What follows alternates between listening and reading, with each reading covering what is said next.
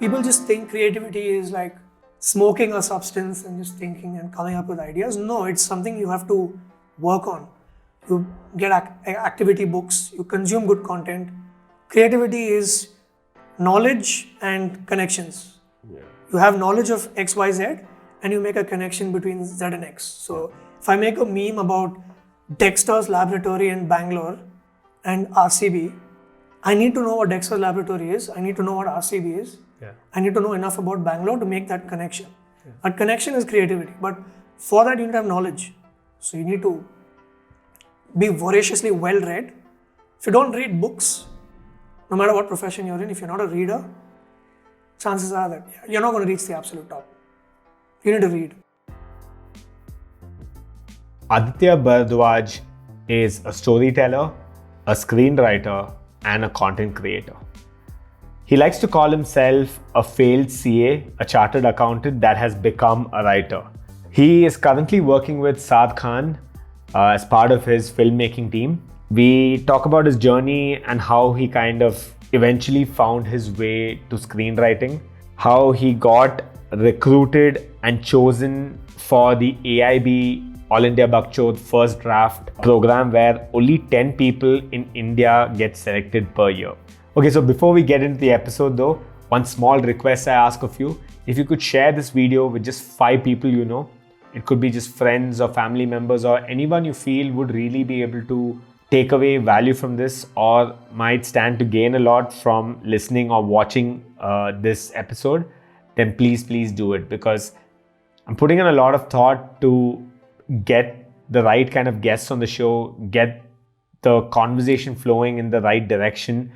And I'm sure that you're listening to this only because this is kind of adding value to your life, right? So it'll really help if you can spread the word by letting just 5 people know, just 5 friends, 5 family members, anyone who's close to you or anyone, like I said, who can really benefit from this. Please go ahead and share this content with them. All right, let's get right into it. This is Aditya Bharadwaj.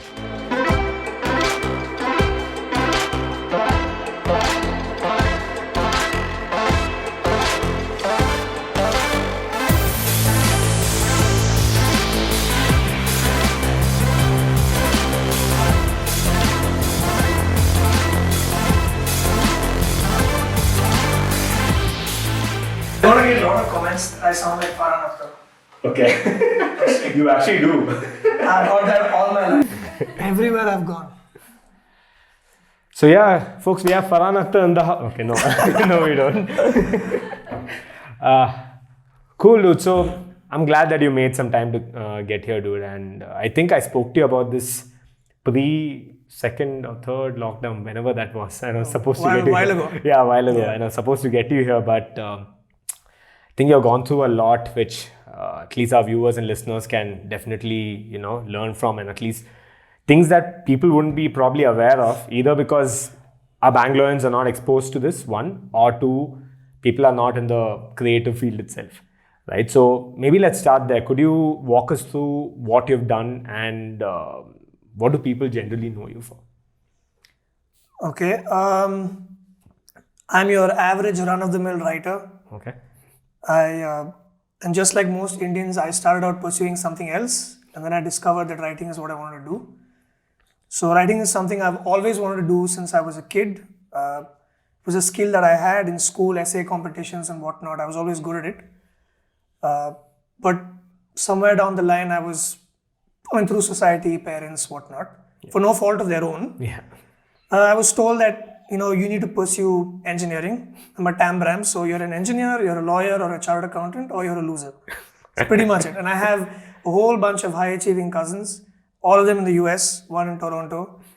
So the idea of me being an artist was not something that even entered my head when I was growing up rather. After 12th grade, I did ISC Science. So people who joke about ICSE being tough, if you do ISC 11th and 12th, it's absolutely nightmarish, especially when your brain cannot compute numbers, which is what I was. My brain was. Yeah. So to this day, I don't know how I passed 11th and 12th, but somehow I did. And incidentally, I failed math throughout. I think only 12 boards I passed. Okay. Math. Okay. So I'm surprised you even got there. You got the chance to write the finals itself. no, I was warned. I was warned. So school said I had to sign like a declaration form saying that I will guarantee that I will pass the board exams, because the school had to show Reputation. 100%. Yeah. Not just me and a bunch of others Yeah. who were all struggling with me. Incidentally, all of whom went on to be artists. So so after my 12th, I didn't score what I needed to, obviously. And engineering was obviously not an option. I was never going to go for it, even though my folks around me said, this is what you should do. Then my dad, who's a chartered accountant, said, okay, why don't you try chartered accountancy? Because that's the easiest profession you could At least according to him. Yeah. Being a CA. So I said, okay, cool. I didn't know anything. To be fair to them, I didn't know any better either. When they asked me, what do you want to do? I had no idea. Yeah. I think most folks are like that, right? Pretty much. Yeah. Even now, at this stage as well, people are just like, I really still don't know where I'm going. Yeah. We aren't educated about what possible cultures we could have. Yeah. Sorry, what careers we could have. Yeah. So I did CA for a year, barely attended classes, and I played a lot of football in Madhavan Park in Jayanagar. I met a bunch of guys there, and I used to play with them every day, but rarely attending classes. CA didn't happen. Eventually, the CBT didn't go well, and I knew it. It was almost like I self-sabotaged that journey subconsciously. Yeah. Then there was a website back then called Sportskeeda, which is now there. I mean, still existing, but back then they were a more serious football blog, as opposed to now they're more clickbaity. Yeah. No offense to them. I mean, that's the model they're going with now, but they were a hard football journalism blog, and I sent an article to them. Just so happens that we are all Premier League fans, football fans. So I sent an article to them, and they selected it, and they featured it on the editor's pick of the week, which is a section they had then. Yeah. So it triggered a lot of things in me about me being a writer and all the affirmation I'd received through school. Because I was always told, you're a great writer, you should be a writer, etc. But when that happened, even my dad saw that and said, hey, you know what, here's something he can do. Right? And eventually I did. And that led me to discovering a course in CMS at the time, which was Bachelor of Media Studies, which was a mass comm course, but something a little different, because it was headed by an English professor then named Madhavan, who was an ex-Josephite professor. And he was somewhat of a visionary guy. And that was a foundational course, so it gave me a lot, gave me the things I needed to know about PR, advertising, documentary production. It just gave me introductions into The entire all of production these scene. ventures, so that I knew, okay, where I'd go exactly. After that, I ended up in advertising. I worked for Pink Lemonade for a year. It's a pretty big company now. Yeah. So back then, they were a team of 35 people, Okay. close-knit team. Yeah. And they were expanding, and that's when I joined them. Yeah. And that was again college for me, because I learned so much there. Yeah. I had a great team, I had a great boss, a great copy team, writing team. And once I was done, I worked with my friend who was starting a digital marketing company, who featured on your podcast. I'm guessing, or will feature based on when this episode is. Yeah. He's talking about Sanand, so yeah. About Sanand. He was starting a company, and he said, wanted to come on board. And I wasn't doing anything at the time. Yeah. So I said, sure, let's see where this goes. And it was digital marketing, so there are no social media experts, because the industry had just started. Yeah. And we were a generation that grew up using social media. Yeah. So I said, okay, let's figure this out. Let's Literally made social media what it is today, right? I mean, we're pretty much. Yeah, pretty much. So we had some success there. We started with a team of, it was me, Sanand, and another guy who then left. We built that to a team of about 12 or 13 people, I think when I left. And then I encountered an opportunity with AIB. They had a screenwriting program called First Draft. This was the second batch that they were running. And I heard ads, I saw ads online saying, here's a screenwriting program for 6 months. If you're good enough, we'll train you to be a screenwriter. And incidentally, that was when I also developed an interest in storytelling again, in hard storytelling, not just advertising. I watched The Sopranos because of one of my friends. He told me to watch the show. And I'd watched shows before. Yeah. Mysteriously, I'd skipped the show. I don't know why. Yeah. And I watched it and I realized that this is the greatest show ever. Yeah. And Yes, somehow I landed up at First Draft. I went through their elaborate selection processes and I got selected. Spent 6 months in Bombay. AIB were interested to produce a film that I'd written. In the preliminary stages, you never know where it could have gone. 2 months down the line, they could have just pulled the plug on it. But at the time, they expressed interest. Yeah. But unfortunately, they got embroiled in the whole Me Too controversy. And boop, and the company was gone. So I came back to Bangalore and then... This was when? This was 2018, September. October, November, I think that's when the controversy hit. September was when the program finished. Okay.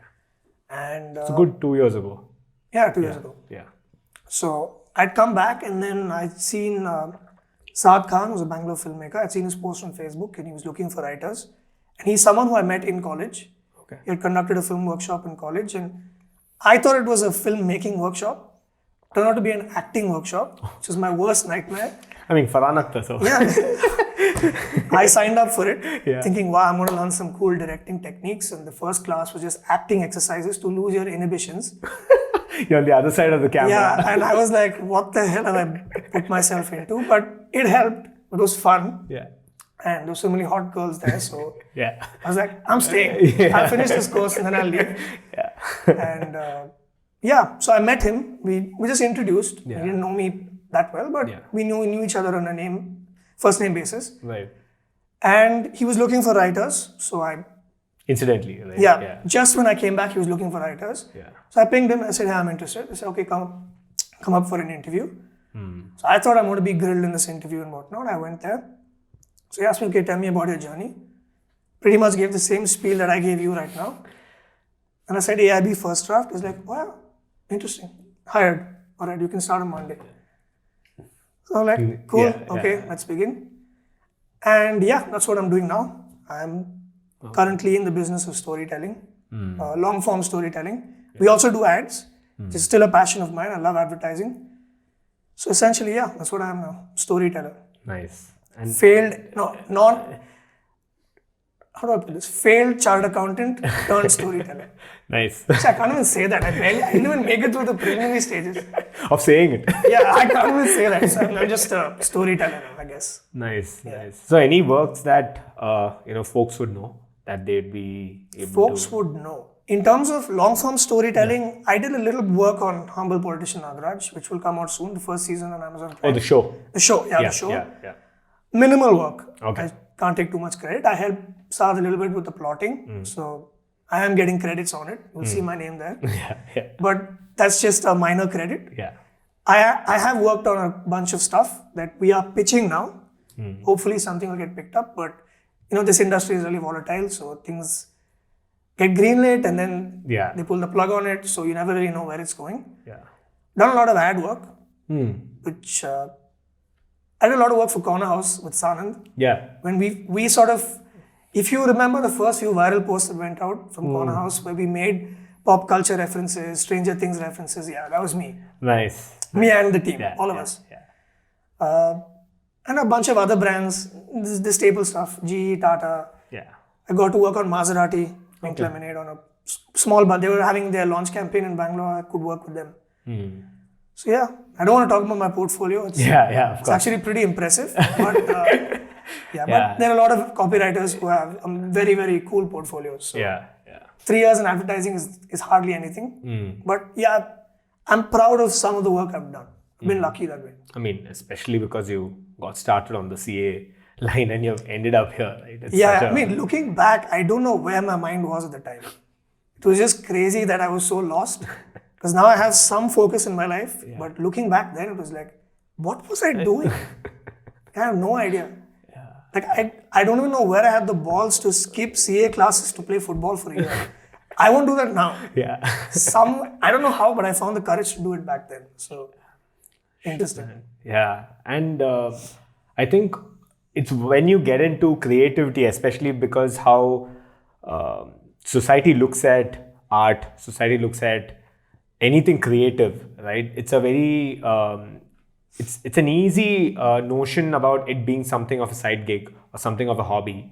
So I'm sure it's only when you got into it and you realized, wait a sec, I can actually make a living out of this, or you know what, I can actually make a profile out of this, if not anything else, right? And I think it's only when you get exposed to, and like you said, the moment you spoke to Saad and you mentioned AIB First Draft, I don't think there was, a lot more you had to really explain, because I'm sure that course itself or that stint itself would have given you that sort of exposure, right? Yeah. So explain something to me. How did you go about even simply from submitting something to AIB? How did you go about really learning these things there? I mean, did they teach you all this as part of the course? Okay. So they began, so there were about 3 or 4 stages of selection that they had chartered to pick candidates, because they were very picky about who they wanted. Because obviously, so to those who don't know what First Draft is, it was a 6-month residency writing program where AIB would select 10 people from across the country based on their own selection criteria, house you in Bombay in an apartment, 2 apartments, one apartment house the boys and the other apartment had the girls.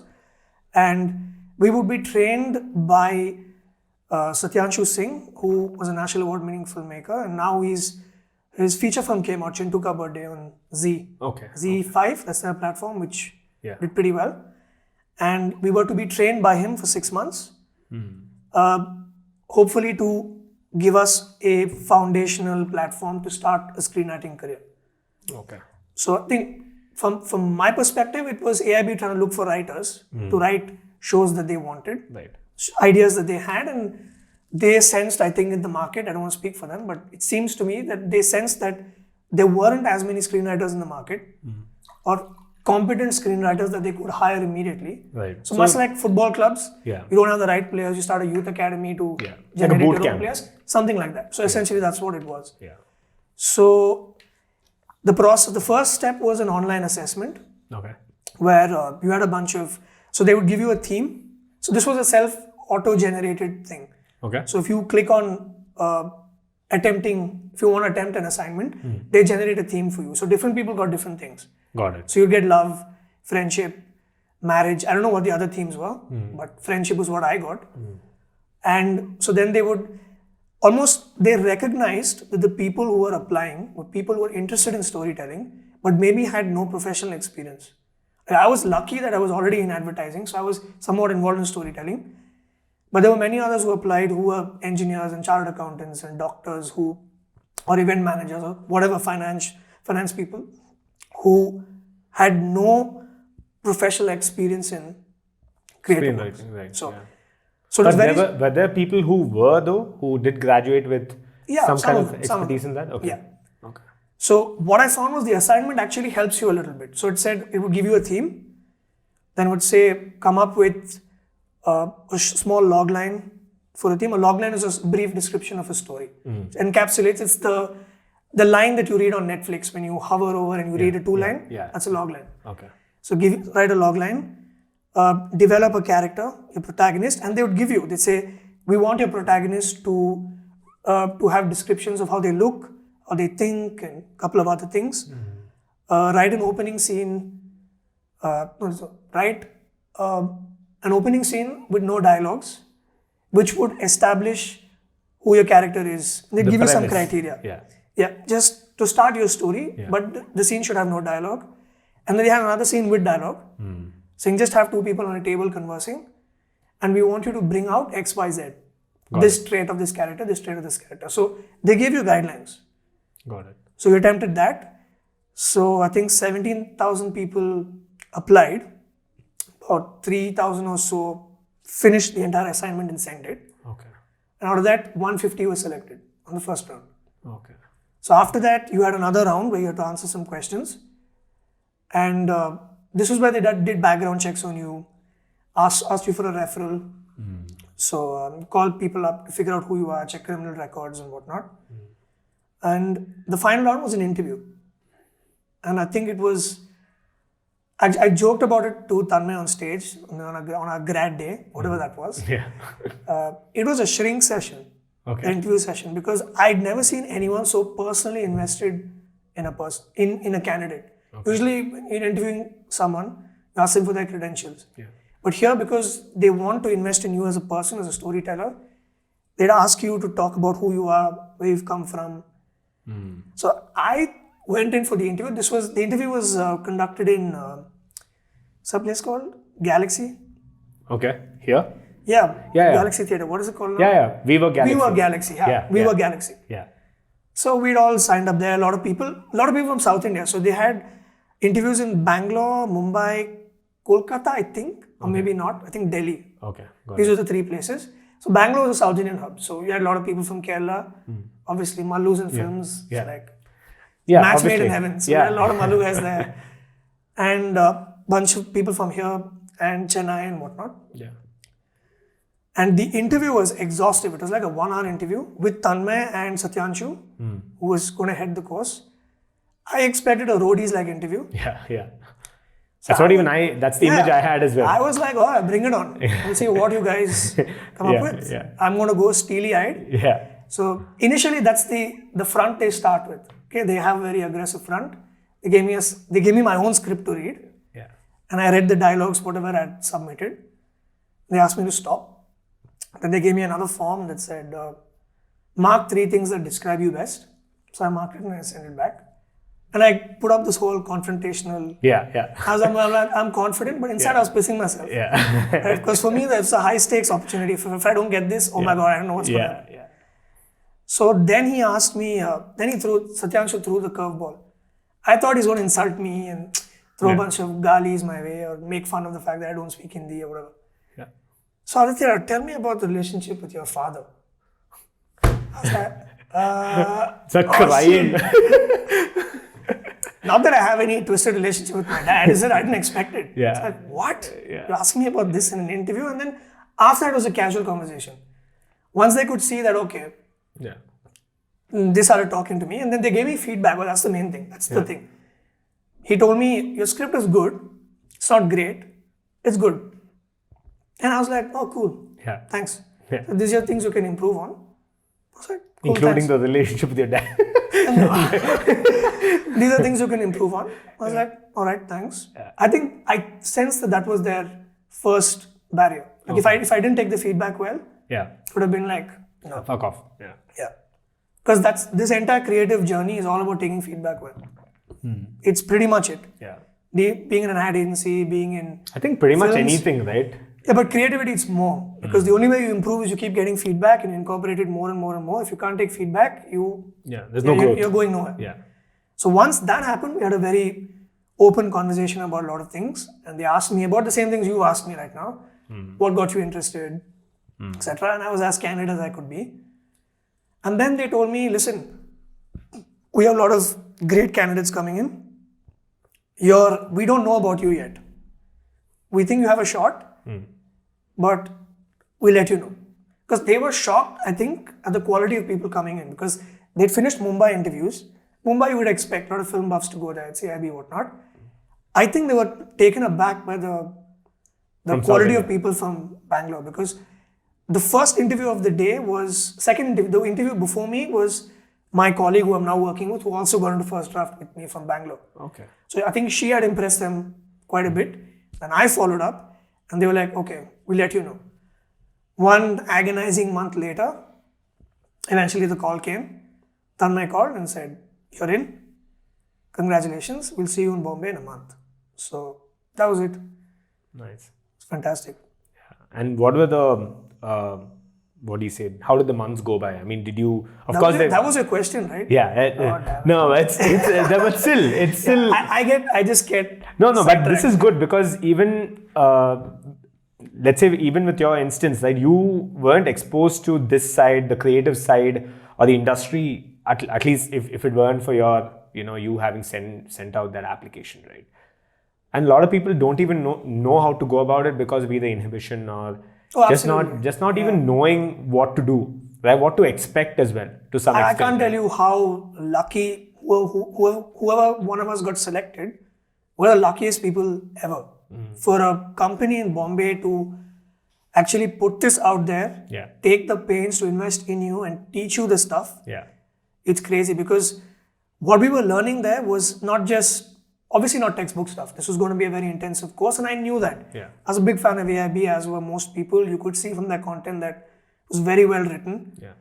And you could sense that these guys were serious about their craft, and whatever you were going to learn there was going to be amazing. The first month was grilling, absolute grilling. Barely get any sleep. We had classes almost every day. So it was a residency program, so we'd have classes in our apartment, in the boys' apartment.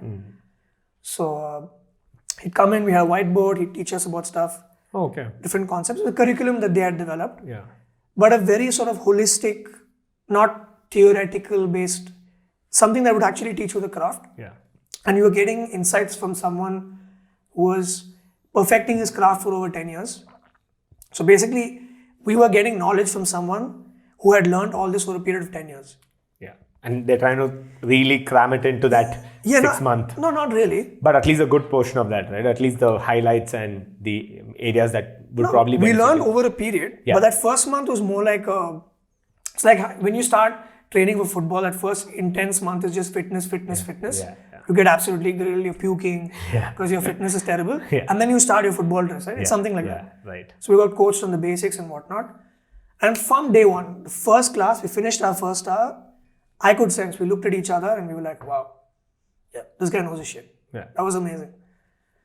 And I mean, think about it. You're with 9 other like-minded people, all of whom are as passionate, if not more passionate than you, about films and storytelling. Yeah. And my unique experience was that this was the first time, and I'm not afraid to say this was the first time where I was in a room where I felt insecure. So usually in class, in college, I was the smart kid. I was the guy that I could hustle my way out of anything. I was good at almost anything I did. I was a debater.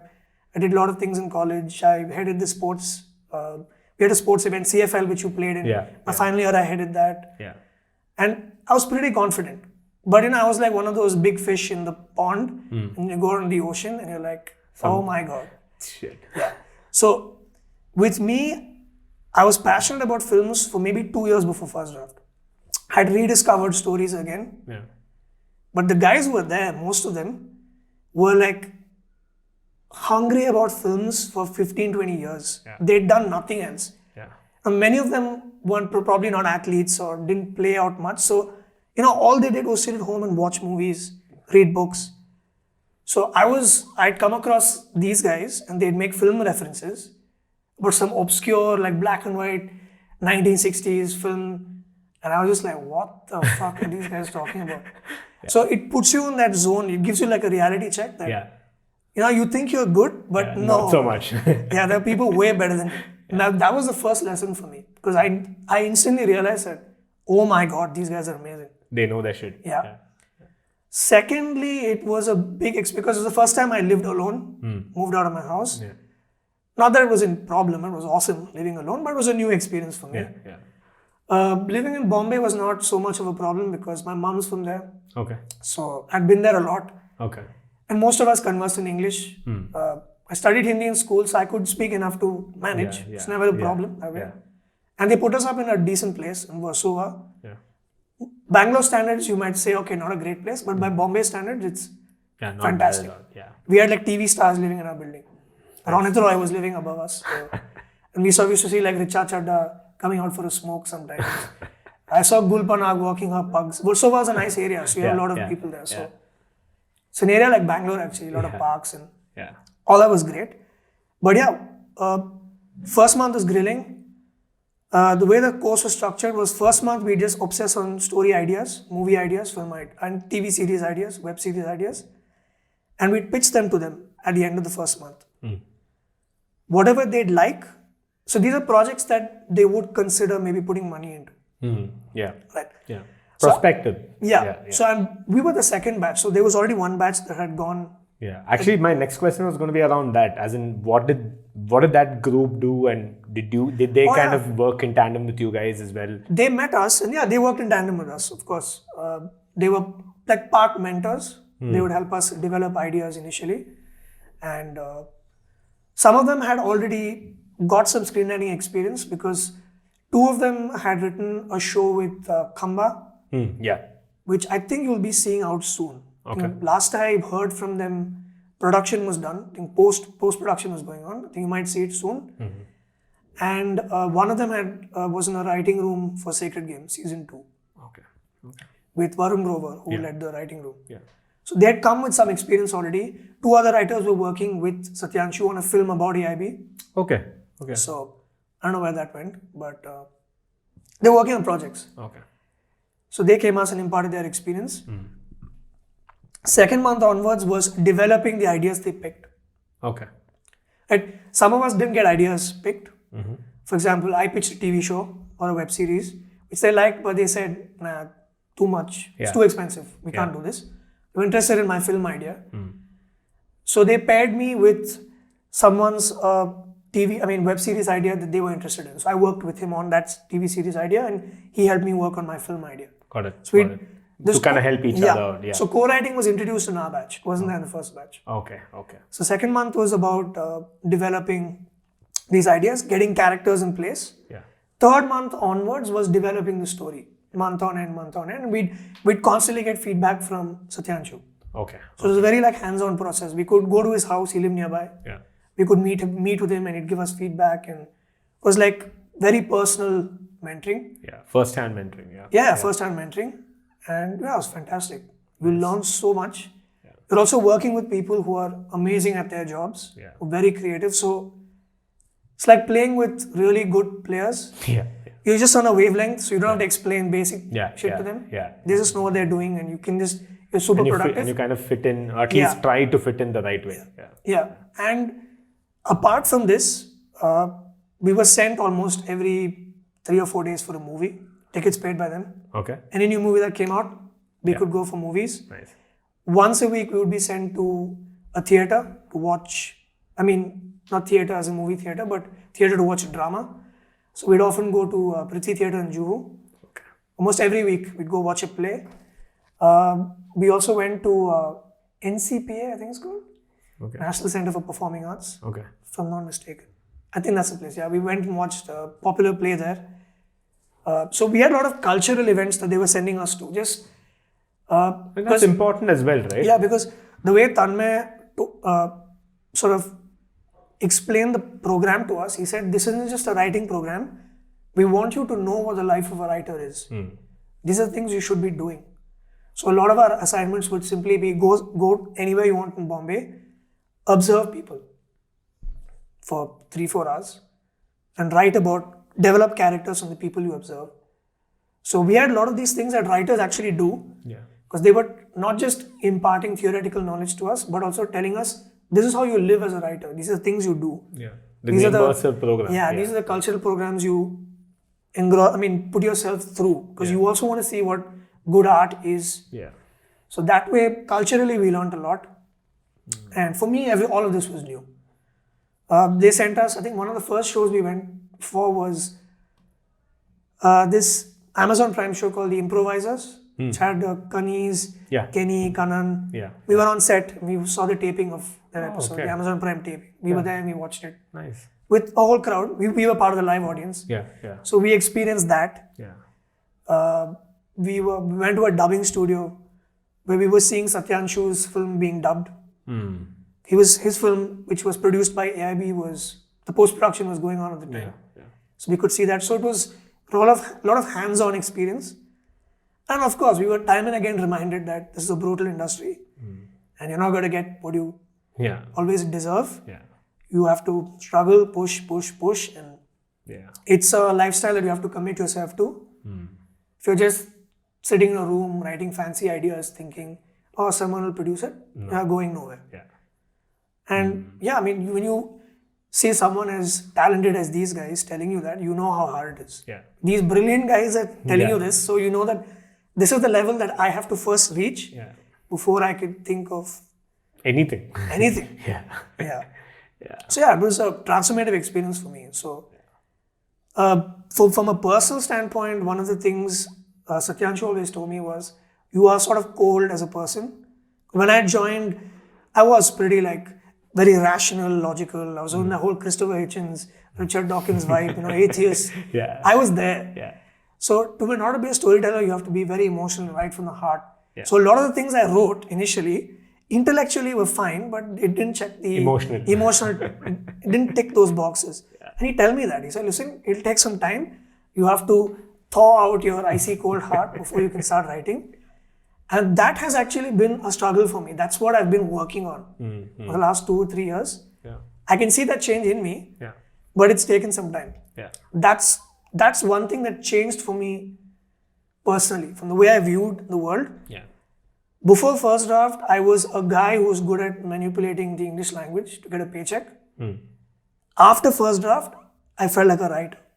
Like I'm a writer now. I'm pursuing a craft of writing and not just doing a job to get paid. Yeah. So it's a sort of more loftier goal, something that you'll never achieve. Yeah. Just something you're pursuing perfection. Yeah. So I don't like how people use the word artist very flippantly. A lot of people who just write something or create something call themselves artists. No, you're not an artist. Art is reserved for something that's truly exceptional. Yeah. Given the stuff I do on Instagram, it's not art. It's just whimsical shit that I put out. No, we have to talk about that later. We'll have a different segment altogether. Yeah, we'll come to that. But I don't consider that art either. It's just like whimsical creative shit that I put out because I find it amusing. Yeah. But I felt like an artist.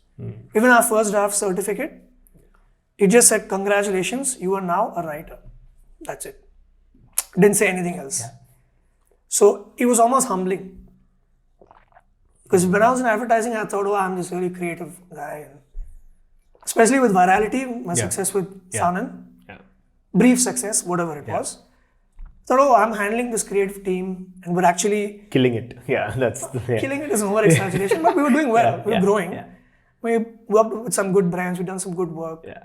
So when you see your ideas actually helping other businesses make money, like, wow, I can do this. Yeah.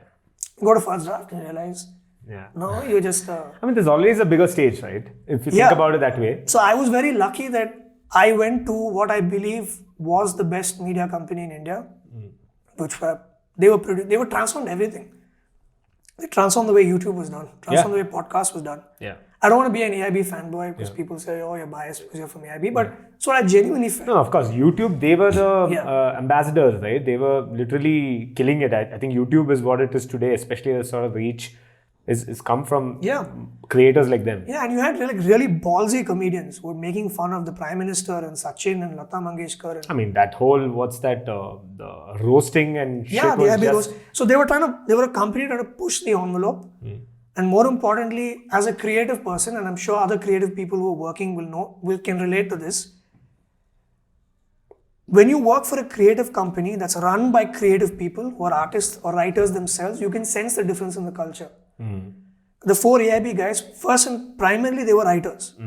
Before they're entrepreneurs, they were writers themselves. So you could sense that culture in the organization, the way they work, the dedication to the craft. So when you see these guys working at their level, it's a standard that's set in my mind now. It's the same thing that Pink Lemonade gave me. So it kind of seeps through, right? Yeah, it's a standard that they set, and it's a standard you apply for yourself. And even when I write something, I'm like, no, would this go through the Pink Lemonade check? No, that's not good enough. So you imbibe those standards within you, and that's something that First Draft gave me, which is invaluable.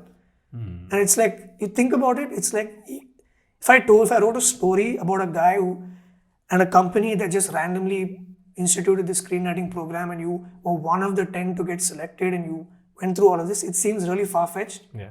Sometimes I look back and think, man, I'm really lucky. And I need to be grateful for that opportunity because think about it. I mean, the story that I sent, what if I'd got a different theme? I might not have written that story. Because when you're selecting 10 out of so many people, it's not to say that the others are not good enough. They interviewed 40. And to be fair, on any other given day, if the story was sent, a different theme was generated for someone, their story could have been better than yours. So it's a bit of luck that's involved. And it's like, people always keep telling you, a lot of these podcasters and these online creative guys and online gurus keep telling you, oh, just work hard, you'll make your own luck. And the hustle. The hustle thing. You think, easy for you to say because you've made it. But when this happened, I actually realized, you know what, when you actually put your mind to something and you work, something good happened. Like, if I wasn't interested in storytelling, I would not have sat after work and tried to come up with this story to send the perfect assignment because I wrote an assignment. and I scrapped all of it because I didn't like it, and I'd read it again and again and again. Yeah. Because I was so passionate about it. Yeah. Maybe I wouldn't have done it if I was not passionate. Yeah. That's true. So yeah, opportunities open up if you actually care about what you do. Yeah. I mean, this is exactly the sort of conversation that I'm looking for, because it's like I said, people's eyes only open up when they see that others have actually experienced something, like this, right? Yeah. And like I think we should probably get into that next, where we're talking about how creators and like you said, artists, or just the creative world itself in general, right? How people have a particular notion about them, or I don't want to say look down upon, but, and also of course it's easy to respect someone after they made it. Yeah. But when you're climbing the ladder, I don't think they get the sort of support or the sort of, the push or the sort of validation that they deserve, at least to some extent. Yeah, I mean, right? I guess that's with any field, right? Yeah, but then even this, especially like you said, your family would probably have been happy if you stepped out and said, you know what, I'm going to be an engineer, I'm going to be a doctor, because it's easier for them to kind of get on board, right? But with something like creativity, it's should I sit down and write a story, and it doesn't come across like, okay, it's great you're doing, you're writing a story, but what do you plan to do as part of your 9 to 5? Yeah. Right? Yeah. So I mean, it goes both ways, but at the end of the day, it really comes down to how you decide to put your head down and get to work. And then when you can confidently say that I've reached a point, and you self-validate, right? Like to an extent, you can confidently say, you know what, I'm happy with what I'm doing, and I can see that with what each step I'm taking, or each coin I'm kind of putting into this piggy bank is kind of giving me the sort of returns I'm looking for. And then you finally hit that mark. People are like, wow, okay, we can see that. We can kind of see that, what you were talking about earlier. Yeah, but you know what? I differ from most people my age. This whole okay boomer culture, where they just mock the previous generation. Yeah. Because from the way I see it, my mom and dad are actually very artistically inclined. Like I grew up, like even my granddad, my dad's dad, and my mom's dad were both like very cultured people. So my dad's dad would he'd be at that time in the 60s in Chennai, 70s in Chennai, would be listening to a lot of English music. He'd love English entertainment. They were voracious readers in all languages. Yeah. My mom can speak 6 languages. My dad can speak 5 languages. My dad's a fantastic chef. In fact, he taught my mom how to cook after they got married. So they're very cultured people. It's just that the environment that they grew up in India was an environment that had no opportunities. It had nothing. So you had to get a government job, or the traditional disciplines that most parents in India would force, because that was the only way you could make a respectable living. It's a safer route. Yeah. And it's also that they lived in a society which was very status obsessed, and what's your bank balance, and arranged marriage obsessed. I wouldn't even say it was. It still is, right? Still is, but it was reduced a little bit for us. But back then it was very different. So even if you wanted to be an artist and you were in the 1960s or 70s, what could you do in India at the time? There was nothing. For us, actually, the internet has helped democratize artists to come up and do stuff on their own. Because otherwise, it's a different leveraging platform itself. So it was like once my mom and dad knew that, these career opportunities exist and this is his talent, they've backed me 100%. Yeah. It's just that they didn't know it at the time, and to be fair to them, they always asked me, what do you want to do? Yeah. I didn't know either. Yeah. So at the time, and to be fair, digital marketing and all this, whatever we have now, didn't exist as careers when we were in school. So I couldn't envision all these things. Yeah. Facebook didn't even exist when I was, Facebook did exist when we were in 9th grade. I mean, not the way it is right now, at least. Yeah. So that's something we figured, you know what, this is actually a career opportunity. Yeah. Stuff like that. Yeah. And to be fair, screenwriting is a very niche discipline. So it's something that I also stumbled upon myself. So I wouldn't fault the previous generation a little too much. I just think it's a matter of time. This is going to happen. Yeah. Things are going to open up. Like the way marriages are opening up now, we have a lot of intercaste marriages. It's about it takes time. Yeah. It'll take some time and things will open up. Yeah. Society will get more and more liberal is a loaded term now, but please don't. On a literal level, not a political level. No. On a literal level, it will get more and more liberal. Yeah. People will get more open-minded. Yeah. And the same, I think they will open their minds to new career opportunities also. Yeah. I'm sure, a kid today who's 4 or 5 will have way more career opportunities course. than we do. Yeah. Like there would be many entrepreneurs who would actually see that kids aren't actually being educated about career opportunities. They might start a company to do that. And they might go to school and say, hey, you know what? These are the career opportunities. You want to be a painter? Here's what you can do to have a career. Yeah. So we didn't have that at the time. Yeah. So Yeah, I think it's a continuous evolution, right?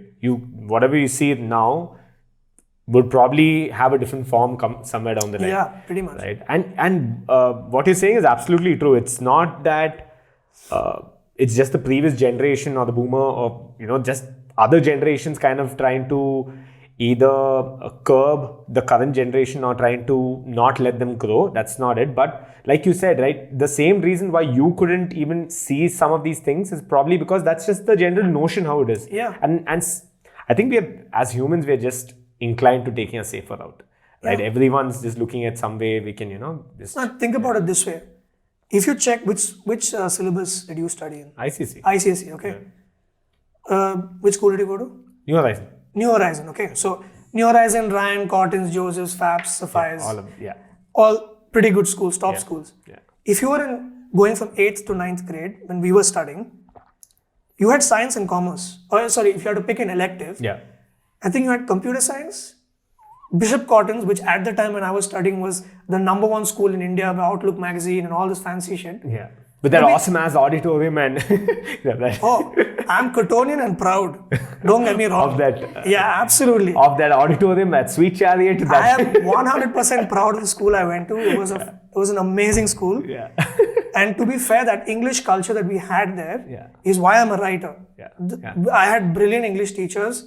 They focus a lot on extracurricular development, which is one of the tenets of the school. Yeah.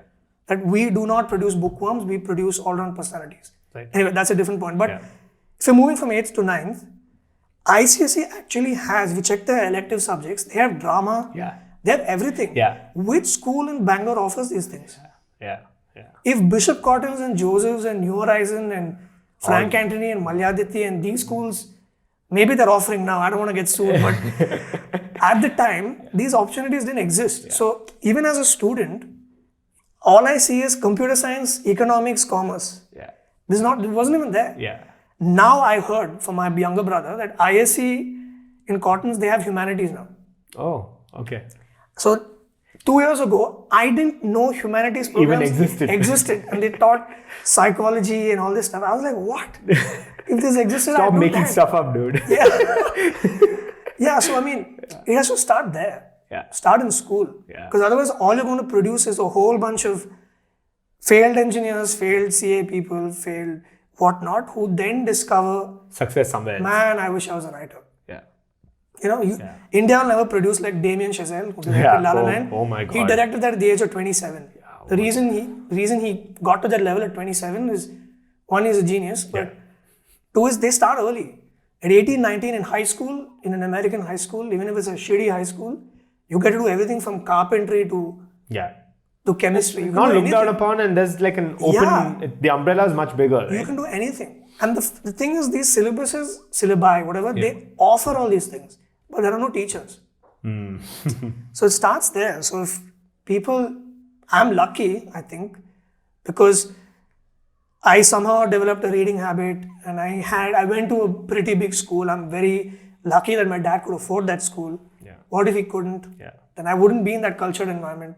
I'd be in a different environment. Maybe if I'd gone to a not so great school, I wouldn't be exposed to the things that all of these things matter. All of that matters. So all you can do is pursue what you want, open the doors that are open to you. I mean, walk into the doors that open up to you.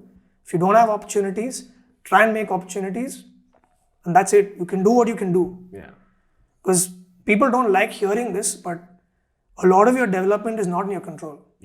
How you're parented, where you're parented, what school you're sent to. Not much of this is in your control. And I think in our 20s, mid-20s, we actually sort of look at our own behavioral habits and like, oh my God, that's why I do this. My dad does this, that's why I do that. And you unlearn a lot of things that you're going through. So, 20s. That's in your 20s. Absolutely. So you just go with the flow. If I was born in LA to a film family, I can always say, wow, my career would have been way more Or who knows, you have probably ended up as a techie. You never know. Exactly. Yeah. So if I was born to like a film family in Bombay that had connections, yeah, sure, I would have made it as a writer way earlier. I'd produced like written 2-3 films already, but you can't think that way. Which is a temptation that a lot of artists, I think, go through because it's very difficult to make it. And writing is like, it's like a pyramid. Only the top few make all the money. It's like Pareto's principle. Only the top 20% make everything. So Jordan Peterson fans, anyone who's watched this podcast would know this. So yeah, that's how it is. And with art, it's even more. So if you're an average engineer, TCS or one of these companies goes to Pessit and they hire like a village. They hire like 200 people and they go. Most of them do average coding jobs. They're probably even given, put through a boot camp and they, taught those things. And they make good money. Paid well. With art, it's not so much. You have to be really good for a while and pursue it, and then the money will flow. And it takes time. You're not good, unless you're a genius, you're not going to make a killing in advertising at 26, 27. You have to work, maybe 31, 32. Things will start happening for you. So, Yeah, absolutely. And I again felt that I didn't answer your question. No, of course not. I just meandered again somewhere. No, because what you're saying with how, people in their 20s realize these things, right? Everything that you do from the time you're born, or even maybe born's a little too early, maybe when you hit that 5-6 year mark and when your brain starts developing and you're exposed to the right kind of people in your family or your friends or your circles, those things really, kind of even determine the kind of person you're going to be, right? A lot of people don't know that. And the same thing, a lot of people would have seen movies where there's a psychotic killer because something happened to him when he was 11, which is so absolutely true. It's true, yeah. True. People, even, so I was reading this book about the importance of sleep. And there's so many, the book is just incredible, okay? But what really stood out is the fact that kids all have a very different circadian rhythm or a cycle compared to adults and teenagers and all that. And especially in that phase, you need to ensure that the kid goes to sleep, or rather when he wants to sleep, goes to sleep and only wakes up when he or she wants to wake up. Right? But because of how society has pulled back or made early classes the norm, right? Where you start classes at 8. So everything. There's no kid who really wakes up and says, I'm going to kill it today. I can't wait. Unless it's PT the entire day. There's no way the kid wakes up like excited for school. Everyone's just like groggy and let's get into the bus, and probably they're falling asleep there and they reach class, and at least maybe when they start interacting with their peers, somehow kind of get going. But there's so many those kind of things too determine a lot of things later. So I'm just saying, like a small thing there, like a societal pressure, societal norm itself, something that's not even in your control, things that have evolved over decades has now become the norm, right? Like for instance, another weird societal norm is this whole 9 to 5 as well as 5-day weekday week. Right? It all happened because Henry Ford decided to do this in the 20s or 1910. And he decided that, and suddenly the world realized, Ford is killing it. I think we need to do something like that. So, let's like figure something out and go about it. But you know how it is that, and because he did that back then, now that's become the norm. And no one questions that, right? So, it's like you said, you see a door opening up, you better be ready to at least take a peek, try it out. Maybe you'll discover something, maybe you won't, who knows. But you'll never know until you try it. Right? There's one thing about learning what you want to do, but I think it's also very important to learn what you don't want to do. And sometimes that might happen through experience, that might happen through counseling. Like, I think after Pink Lemonade, I left, and if I had stayed at Pink Lemonade, I still would have learned a lot. I loved working there. But personally, I just felt like, okay, I have what I need from Pink Lemonade, but I want to try something else. I've got my basics here, but I felt like maybe I need to move into something more visual. Because at the time, they were doing a lot of hard writing work. So let me move to something more visual, social media. To be honest, even I don't know what I wanted, but I felt like I needed a change. This was another venture with Sanand. Okay. We had tried to bring, not we, but mostly he, had tried to bring this MMA company to Bangalore. I heard about that a while ago. Yeah. So we were trying something there. So fitness, something to do with revolutionizing fitness in Bangalore and bringing MMA into fitness. Yeah. And he said, "Why don't you come on board?" Yeah. So I was a huge UFC fan. I love sport. I love all kinds of sport. I watch everything. Yeah. So I thought, yeah, that'll be great. I mean, from advertising, you work on different verticals. Yeah. I can focus on sport now. Yeah. So okay, let me give it a shot. Yeah. What I thought at the time was marketing is the next step. So in advertising, you learn how to create content, and marketing is where you handle. I had this image of marketing in my mind, being part of a marketing team. Okay. But when I actually worked in a marketing team, I realized, my God, there's Excel sheets. It's a whole different ballgame. So, but I learned then that, okay, this is off my list now. Okay. I'm not going to pursue this anymore. Okay. So, also knowing what you don't want to do is important, because for me, that what if question always keeps irritating me. So there was no what if marketing career. Just the mode out. Yeah. That was out. Yeah. So I think that again gave me clarity. So I would never pursue that path again. Yeah. I knew now that, okay, I had to be in hard creatives. Yeah. Of course, money would be involved eventually when you're a creative director or somebody. You need to It takes take hold time. of finances and whatnot. Yeah. But marketing, no. That's also very important, I think. More than just figuring out what you want to do, What you don't want to do. what you don't want to do. Yeah, that's absolutely correct. In one of our previous episodes, we had a conversation about, I think, essentialism and the art of saying no. Essentialism. Who is this guy, dude? No, I brought it You- up. Yeah, so the guy is me. No, but there's this book, Essentialism. It's called Yeah, Essentialism. I love philosophy. I read all Yeah. that stuff. Nihilism, and Yeah. existentialism. Yeah, but it's really good. It's just the idea of you having to pick up just specific things in your life that you should be focusing on, and the only way you can do that is by saying no to everything else. That's the right way to go about it. So the art of saying no is so damn important because it opens up time, bandwidth, Oh, yeah. every effort, everything to the things that you actually need to focus on. But the problem is community and society and just people in general can't say no. We have this pleasing mentality, and it's literally ingrained in us. It's a psychological trait, actually. Exactly. It's called agreeableness. Exactly. Yeah. So agreeable people don't, even though they're talented, Yeah. they don't make as much money, which explains.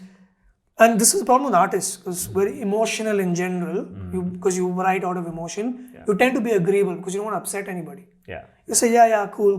But I mean, I'm guessing if you're in the creative industry in whatever zone professionally, you're sort of baptized into dealing with rejection. Yeah. It's part and parcel of it. Every day you would probably pitch an idea to your creative director and he's like, no. Shut it down. No. Yeah. So you get used to it. Yeah. But that's important. You need to get used to it. Yeah. Yeah. Yeah. I think that's the thing, right? So like you said, if you clearly know what isn't working or is something that you don't want to do, the moment you decide, this is completely, off the table, this is not something I want to focus on at all, it really gives you more clarity on what you have to actually do. Yeah. Right. And that sort of purpose definitely goes a long way, because see, you mentioned that you kind of really put your head down and work. That's great. I mean, that hustle works definitely. It's proven. There's no denying that. And I'm not really a fan of this whole secret and what's that? The Alchemist vibe. I'm not really personally a fan. I mean, the fact that you constantly keep hoping for something and you work towards it as well, it kind of comes together finally and you get what you want.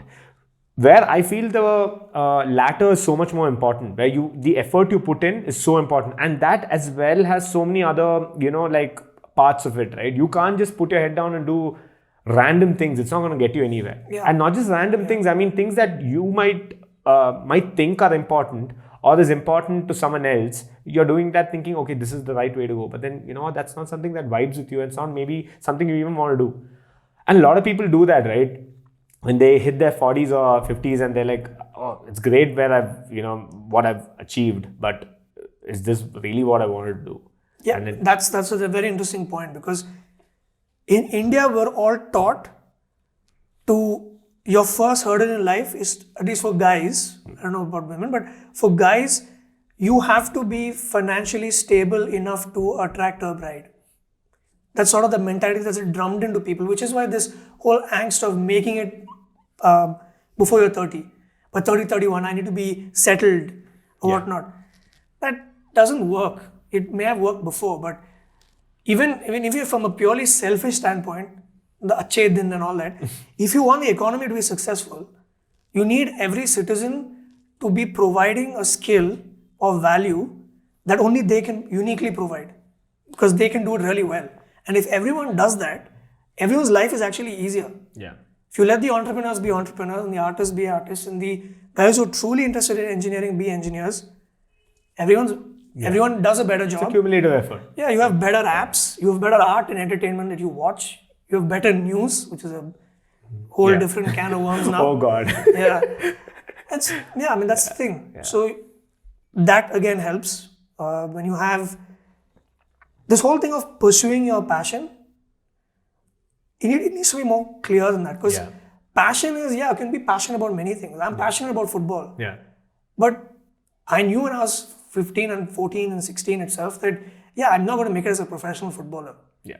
There's some pragmatism that's involved. Yeah. I'm not going to make it. And I knew, I'm good. I can play at whatever competitive level that we were playing in college and high school and whatnot. But I have no chances of making it as a professional footballer. But I'm passionate about football. Yeah. I'll write about it. Yeah. I discuss it with my friends all the time. Yeah. But I think it's more about pursuing a craft or something bigger than just a job. I'll try to articulate it better. The most successful entrepreneurs didn't start by seeing just, there's a gap in the business, and there's a hole in the market, and I'm going to fill it. It's not just that. Yeah.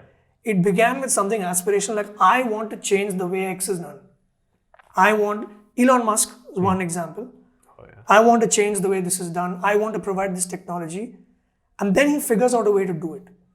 All right, if you're a smart businessman, you can look for a loophole in the market and say, I'm going to make a quick buck. I'll start a company to do this and make money. But the truly transformative companies are companies that doesn't start with money. It starts with something higher. Yeah. So in the same way, if you're in art, you want to be an actor, most of the successful actors, all right, they might want to be movie stars, they might dream of that, but they love acting. They pursue the craft of acting. So they pursue that craft and hone that craft, and along with it, you get career, success, movies and whatnot. But when you pursue that craft, you find a craft that you truly love and you enjoy, and it's something that you can uniquely do. There's no point that if you have a skill and 2 million other people can do it, it's going to be hard for you to carve some space out for yourself. But if there's a skill that you have that you are uniquely suited to doing, that it comes naturally to you, trust your gut. Yeah. Your gut tells you a lot that most people ignore what their gut feeling is, but your gut is right most of the time. Yeah. It's because someone else is yelling over your gut. Yeah, true. That's another sad thing, but you know yourself subconsciously that you are naturally really good at something, and you might not want to do it because maybe sometimes you have financial burdens in your family. Yeah. You're stuck in a situation where you can't change, whatnot. You have to take risks eventually if you have these things to work, and your 20s is the best time to take risks. You can fuck up how much ever you want, and things will work out for you. Yeah. If you find the right partner who's going to support you, you can still fuck up. Yeah. If marriage is not something you're looking at right now, you still have some freedom to fuck up as much as you want. But it should be fucking up, hoping that you're still trying to find what you want to find. And you're fucking up on the way. It shouldn't just be like, okay, this didn't work, I'm just going to try something else. That doesn't work. Yeah. And I think that guidance is what many people are lacking. So I guess podcasts like this, you feature a lot of people who are doing stuff. Yeah. We all aspire and we look up to people who have achieved something in your field. So you'll be like, I want to do what he's doing. Yeah. Someone has carved that pathway. Sometimes maybe, who knows, that pathway isn't there. And it's you that who's could made create. it up. Yeah. You could create that pathway, but yeah. you are looking at someone else saying that pathway isn't there, so I'm not going to try it. Yeah.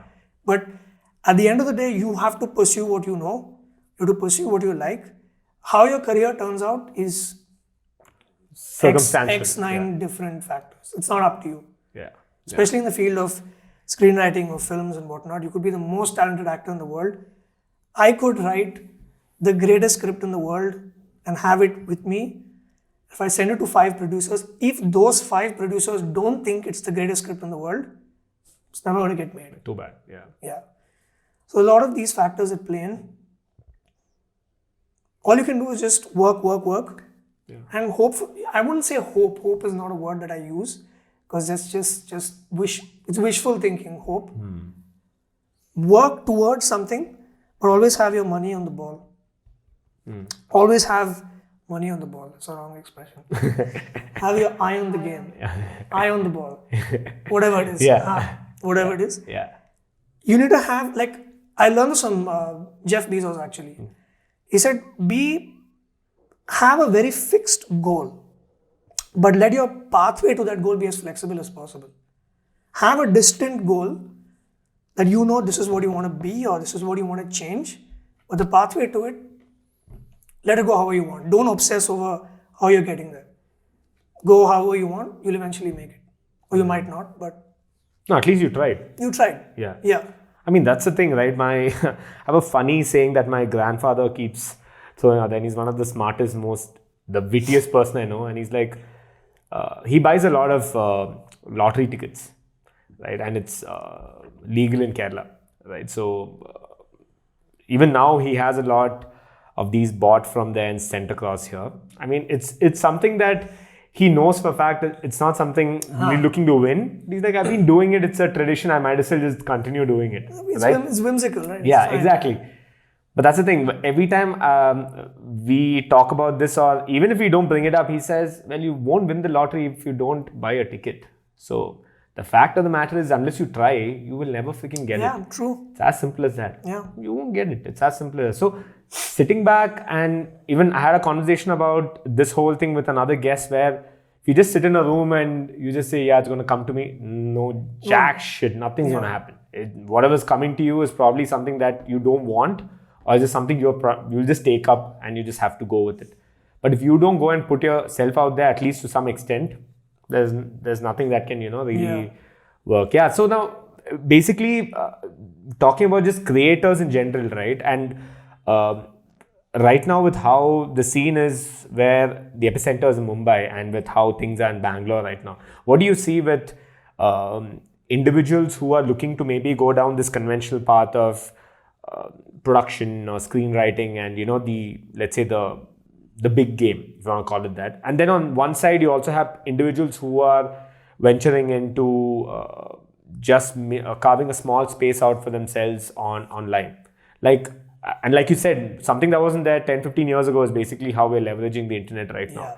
Right? So you have creators and people who are very creative in nature, who are very happy with what they're doing, maybe just on Instagram, or having their own world, which is something which was never there earlier, right? Yeah. So with Bangalore, I've noticed a lot on the latter side, and also it's probably because that's the kind of content that's being pushed towards us, because we're in Bangalore and people probably relate. But what do you see the art and okay, I don't want to say art because, like you said, it's at a different level, but creativity in general, what do you see that right now in Bangalore, and what's the sort of suggestion or the sort of advice maybe you'd want to give to viewers and listeners?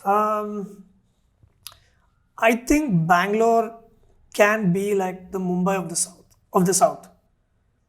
Like, if South India was a different country, I think if you compare the capital cities of the 4 southern states, I think Bangalore is the state that's most cosmopolitan, that's young. And this is not just because of the IT boom. We've always had it. We've had a culture of music here. We've had rock music here. I guess it's British influence, maybe. I think it's maybe the schools that we have. I think we have great schools in Bangalore, fantastic schools in Bangalore, and a whole host of them. So you have a lot of well-educated people who are exposed to the West, who are not just Indianized but globalized, who are in Bangalore.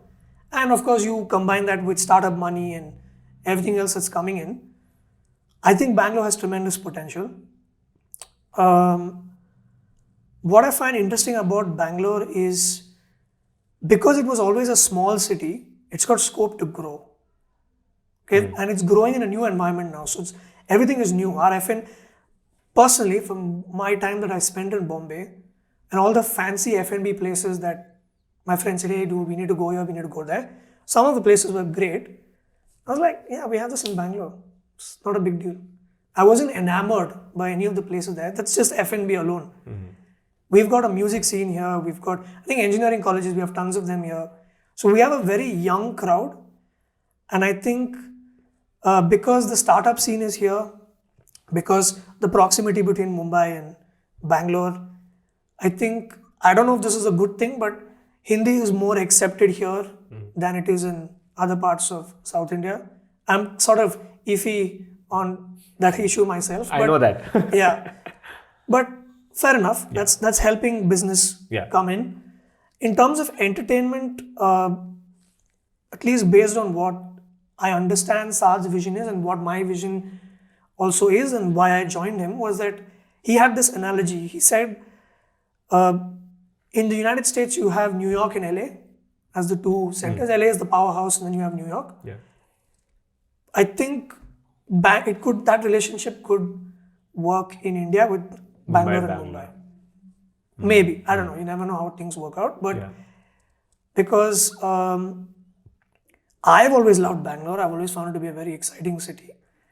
And you have a lot of content creators from Bangalore who are going to Bombay. Kanan Gill, Kenny Sebastian, Sumuki Suresh, all these guys. Jord Indian. Yeah. Jord Indian are like sort of more South Indian. They stay here and they do that. Yeah. Kanan and Kenny have gone and expanded their horizons. But there's tremendous potential here. I just wish we would have more regional creators. And this includes myself. I think because of the whole education, which I see as a flaw in the education system here, that students who've been born and raised in Bangalore, not very fluent in Kannada, neither am I, because we didn't study it and we didn't know any better. At the time we joined school, first language English, second language, parents were like, you might go up north to study, teach Hindi. The national language of India, Hindi, no. Which it is not. Yeah, please tell our people. Which it is not. But I mean, it's a language to learn, it's a skill. Language is always a skill. So we've produced, I think, a whole generation of people who haven't really watched a lot of, I don't think they're a majority, but there's a critical mass of people who haven't consumed a lot of Kannada content in general. So there isn't that much coming out locally. Yeah. Like even the content that I put on Instagram is from my perspective as a Bangalorean, but it's not how I say. There's another place called Metro Saga, I think there's a website. They do like authentically Kannadiga Bangalore stuff. I think that's something will happen, I think, in time in Bangalore. Whereas you see that in Chennai. In Chennai, they do all kinds of things. In Chennai, even the youth content, it's all Tamil oriented. Yeah.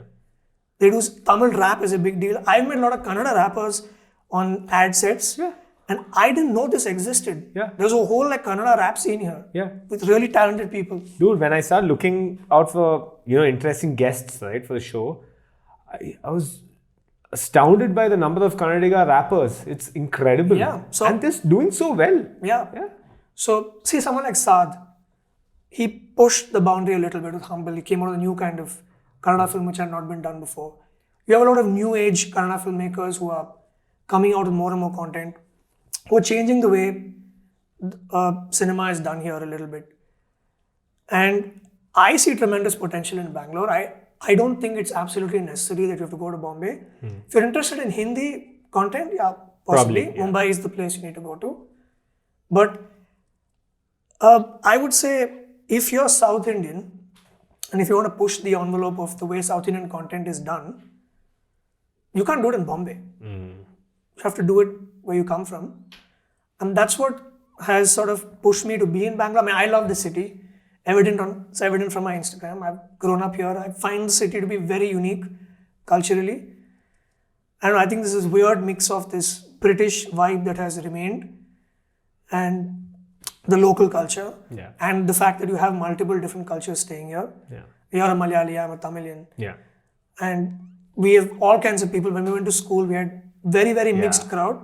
So this is unique sort of mishmash of people that not a lot of cities can boast of. In Mumbai can boast of. Even Delhi, it's culturally mixed, but there's this very strong overarching culture that's Delhi. Whereas Bangalore, it's a little malleable and it's evolving and it's exciting. So I think there's tremendous potential, which is what I'm trying to do. Yeah. I don't have any aspirations as of now to be like this big content voice or anything. I'm doing it on the side as exercise for myself. Yeah. It's a creative exercise. Yeah. So far, okay, the response has been decent. Yeah. Hopefully, I'll try to create different kinds of content. But it's evident from what you're seeing. When I was in college, I heard of Freeze, this hip hop festival, which is huge, all done by Bangaloreans, people from here. People maybe who come from elsewhere but are doing it here. Yeah. Under 25 is Yeah. a Bangalorean enterprise. Yeah. So clearly, this is an exciting city. It's got young people and young people with money to burn. So if there's a market, you'll have F&B people trying to invite you and give you better experiences. I think, why not entertainment? Why not cinema? Why not YouTubers? You're trying to do something with your podcast. Yeah. I'm trying to do something. I'm so sure there are many other people. So, super exciting. My experience in Bombay taught me that it's a city where a lot of the big wigs, it's like it's settled. It's like an older culture. You know, like they're a little older than Bangalore. Bangalore has a more young vibe, is what I feel. Because in Mumbai, people have been creating a lot for a very long time. Yeah. So they're sort of settled there and they're pulling the strings a little. Yeah. Here it's open season. Yeah. Yeah. New entrepreneurs are coming in. Yeah. So yeah. Yeah, and I think even the kind of culture, or I wouldn't use the word culture, but at least things that are trending here is very different from what was trending maybe about 5-10 years ago as well. Because we're constantly, I feel, keeping up because of maybe influence and just the way people, like you said, it's a mishmash, right? And it's not, it's just us Bangaloreans taking maybe something else that's trending and us having our own rendition or our own version of it, which is great. And I think that's what it should be as well, right? And what you said, where there's one side there's like a Kannadiga sort of let's say, I don't want area or whatever you want to call it. And then on the other side you have a Cosmo, the influence. And then you have the other Cosmo side where it's a little more Western. And then you see this overlap as well. And one thing I've noticed is both groups are always very open to listening to what the other group. I think those groups are one and the same. Is it? I think it's pretty much, it's mishmashed. Yeah. See, for example, you can speak Kannada. Yeah. So can I. Yeah. It's just that we didn't study Kannada in school, so we didn't study Kannada literature and all that. Yeah. Yeah. But see, it's like if you go to any global city, Paris, let's say Paris, there are 80 different nationalities of people living in Paris. There's an overarching French culture, but you have little Sri Lanka, little Italy, and I don't know if little Italy is there, but you have all these towns where their own local flavors of culture exist, but there's an overarching broad culture. I think that's what it's like here.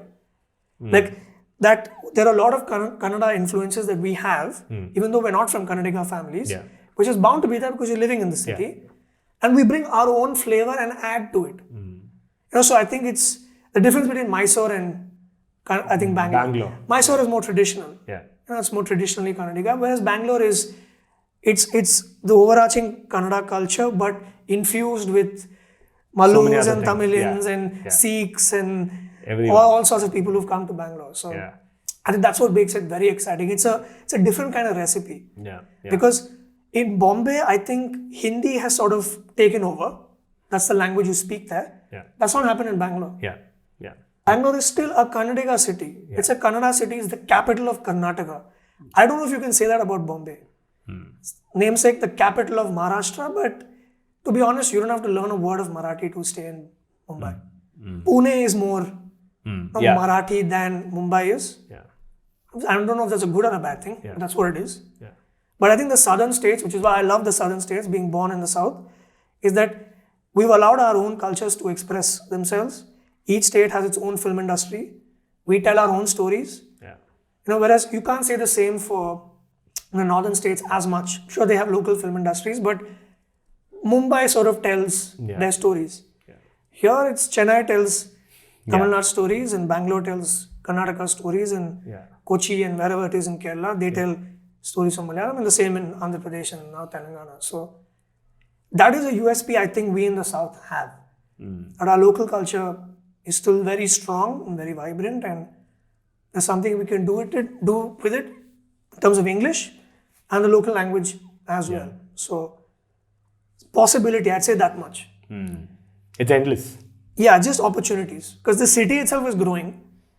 There are no stalwarts that have been fixed as the leaders of any particular industry. Innovation is constantly happening because of startups. Yeah. A lot of young people are coming here because they're finding the weather helps. Yeah. The So youth- many factors, right? Yeah. The youth culture helps. Yeah. Our music scene helps, which tragically has diminished. Yeah, I think. oh my God. When I was growing up, my God, the live music scene in Bangalore was absolutely amazing. Dude, these are things we have actually spoken about in other episodes. This is, sad. I mean, I think I mentioned Dire Straits coming down here, and just these big guns, actually only coming to Bangalore. Like I think Metallica, Iron Maiden, all these guys have. How's that? Yeah, so was I, and it's just crazy, dude. And yeah, I mean, like you said, diminish is an understatement, maybe. You never know, it could come back again. I sure hope so. Yeah. And even the nightlife and the pop culture. I guess it's also a safer city for women, etc. than the South in general. Most statistically, at least, fares better on all these counts. Yeah. So we have a lot of sort of unseen advantages, which makes the city like a hot destination to go to. Yeah. So there's exciting opportunities here. If you want to stay and create, things could happen. Yeah. You never know unless you try. Yeah, exactly. You have to buy the lottery ticket. Yeah, just buy it. Or at least go to the lottery store or whatever. Yeah. And one thing I want to talk about is basically the life of an artist, right? And the kind of things, I think we spoke about all these things that go with the build up to the industry, right? Just how people look at it and all that. And then you also spoke about how things kind of, you just got to put your head down, do the work, intentional work. And then eventually, if you're doing it the right way, probably things will pay off. That's the simplest way to put it. There's no assurance with anything. But how can someone, and I think this is also something I asked earlier, how can someone who's now looking at doing something at a very individual level, someone who's a small time player, look at, maybe making it big, and what's the, there's no right or wrong answer to any of this.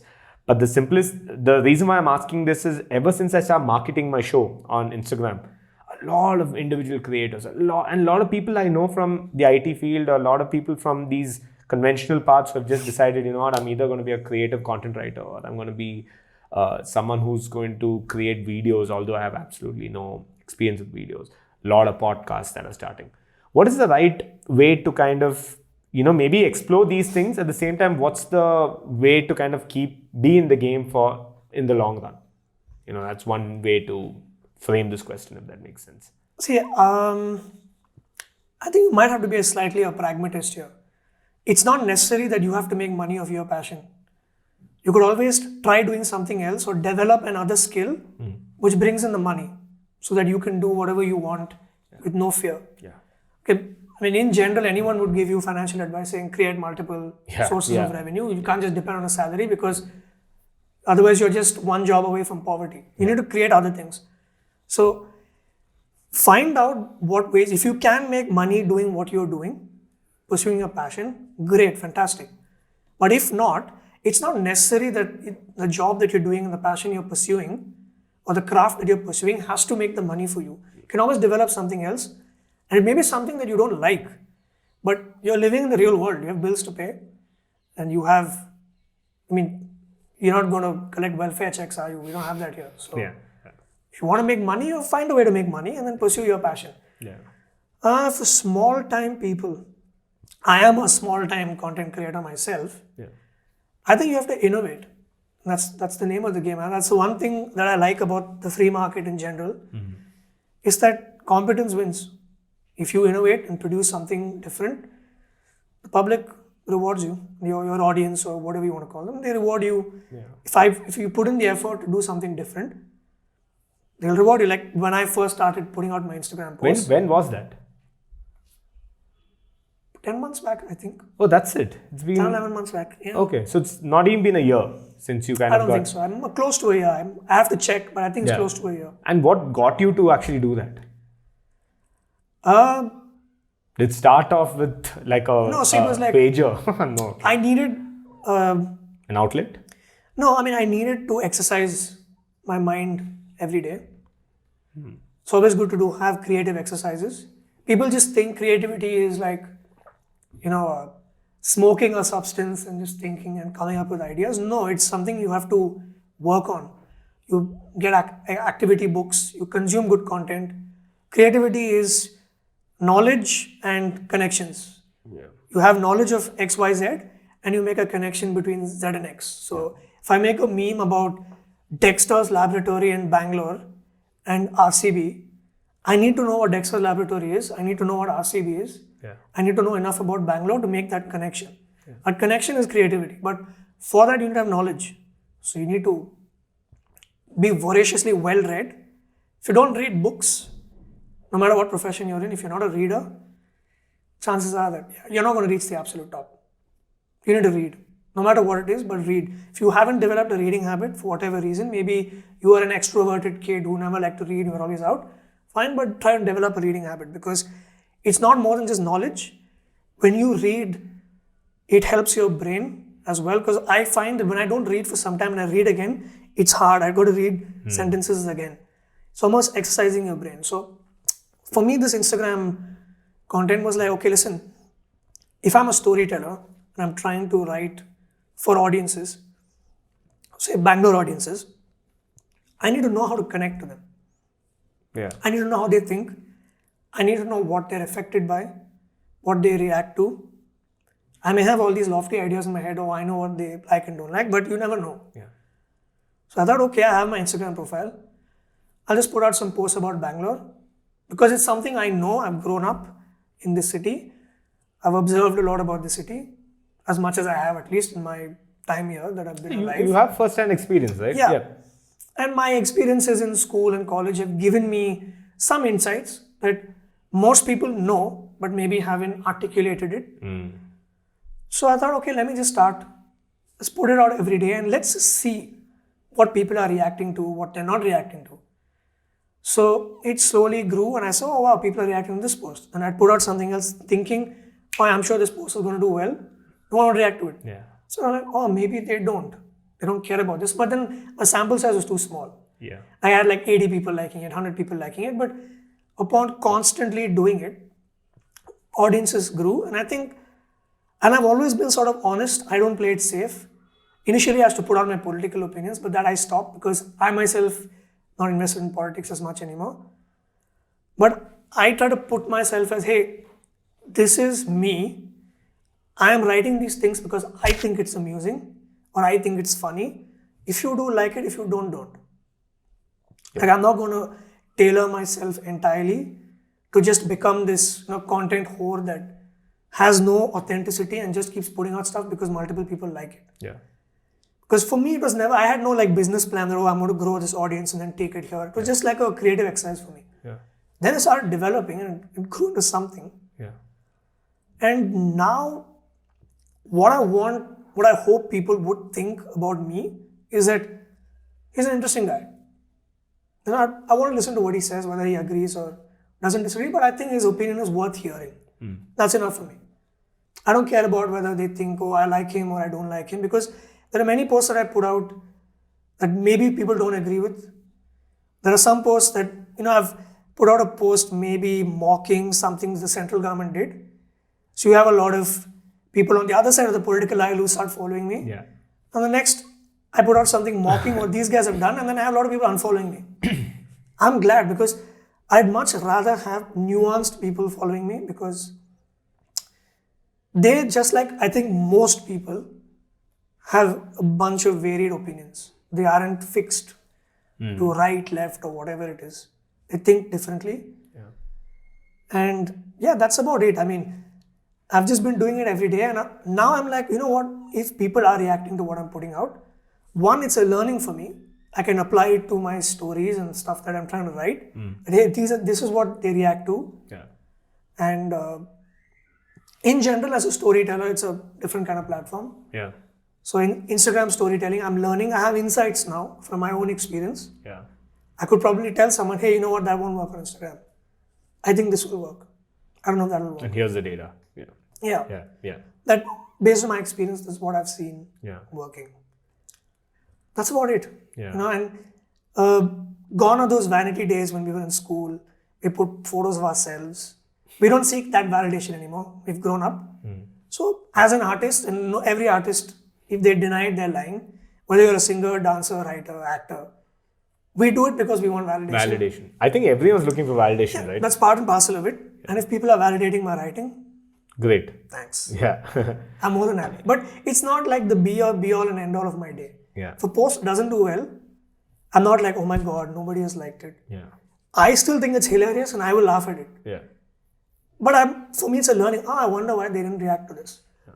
Possibly because I worded it this way. Maybe if I had presented it as a video, it would have done differently. It would have worked better. Yeah. So I'm always in that sort of content game because ultimately content, this word is again used a lot. Content writer. It's a create content. Yeah. Content writer doesn't mean anything. You're a writer. You obviously write something and it's called content. Yeah. So people are, I'm a content writer. I'm like, you're a writer. You're a writer, bro. Everyone is writing content. There's nothing special in you're doing. So for me, it's just learning. Because there are no like how to solve this industry books. Even if people put out these books, in 5 years it'll be outdated. In 2 years it'll be outdated. The technology changes. Yeah. It's changing. So what better way is there than to have hands-on experience? And if I can connect with a few people, and if they like what I'm doing, why not? Yeah, why not? Sure. Yeah. I'd love to maybe expand to something more, write sketches, write videos. Yeah, but that's the thing. Those things will only happen if you try these kind of things, right? Yeah. And although that's not the intent with which you even started. Initially, no, but I'm not going to lie and say, I don't think about all that. Of course I do. Now I think about it. Yeah. I want to start a podcast. Yeah. I want to branch into video content. Yeah. Build my audience. Yeah. If they like what I do. Yeah. It's always great to, and if you have someone like me, I read a lot and I'm fairly, again, this word is used a lot, opinionated. Everybody is opinionated. So some people put their opinions out and some don't. Some express, some don't. Yeah. It's not that the ones that do are opinionated. Everybody is opinionated. So I have opinions on things. Part of me always wanted to be a journalist. I was interested in journalism also, but I never saw any creative fulfillment there. I didn't think of this consciously, but subconsciously, when I go back, why didn't I go and sign up for that interview with the Reuters? Because we did have Reuters coming to our college. Looking back, I think maybe because I was more interested in the craft of writing as an art, because journalism is, the job of a journalist is not really writing, it's reporting. You have to go unearth information, interview people, develop sources. It's a different process, different. Yeah. Writing is just the last bit of it. Yeah. So I was more interested in the craft of writing, I guess, which is why I ended up where I am. But I like to be informed about things. I think I have a natural ability to assess something and break it down and then explain it. I've always been pretty good at that. Coming to football, films, which is what I can do. Politics, I don't think I'm well read enough to do it on a scale where I can influence people, because there are way more educated people than me who are already doing it. But it's always been an interest of mine to break down things and impart it to people. Impart is the wrong word, but share it with people, see whether they agree or not. And many a time, there are a lot of people that would send me DMs on, like for example, there's one post I put out which got me in a bit of a heat. The whole boys' locker room controversy came up. Okay. I basically called out all these guys that I know who masquerade as allies of women and like, we must do this and we must do that. I'm like, so my post is basically, shut the fuck up. Nobody needs to hear from you. We all know that you're posturing, because this is a known phenomenon. We all know those kind of people. I put that out. So obviously that got into a bit of heat and debate. But there were so many girls who DM me saying, I'm so glad you called these people out. Not that I am anybody to call people out, but I just shared my opinion. Saying, this is what I think, and I think it has to be said. Because a lot of people who masquerade as allies of feminists do it because it's profitable to them. So I don't know if this is like really sketchy content for your podcast. No, of course not. Yeah. So I basically called them out because that's what I think of them. I said, fuck you guys. No one's buying your act. Turns out that a lot of people agree with me. Actually, most people agree with me. They just found nobody articulating this, because the really, really big content creators have a huge audience and they know if they put this out, they're going to lose a lot of followers. I have the freedom because I'm a small time nobody. I can say what I want. Like nobody's gonna unfollow me or Yeah. get me into big trouble because I'm a small dude, like 4,500 followers on Instagram. I'm nothing. Yeah. So that freedom small content creators have. Yeah. But I mean, it is sketchy territory. You don't want to go there all the time. I just felt with that particular issue because I've read a little bit about it and it's something close to me. I felt I had to say it. Yeah. Otherwise, no, like I put out another post about the Indian government and the cultural ministry have signed up. They've curated this committee to study Indian culture and had some conspicuous people on it. I think I saw that. Dodgy people on it. Fair to say, I think questionable people on it. I think it's fair to raise questions against them, and I did. Not just me. I mean, it was an article reported, and I shared it, saying, "Hey, you know what? Yeah. I think you guys need to know that this is happening." And sure, I got a lot of hate from the guys who supported this move, and a lot of people who disagreed with that committee, agreed with me. Yeah. But it started a debate. People discussed it. That's one thing I found very difficult, the comment threads on Instagram.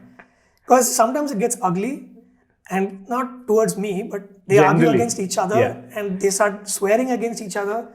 And for me, I'm not a full-time content guy. So I'm not sitting there and monitoring these threads.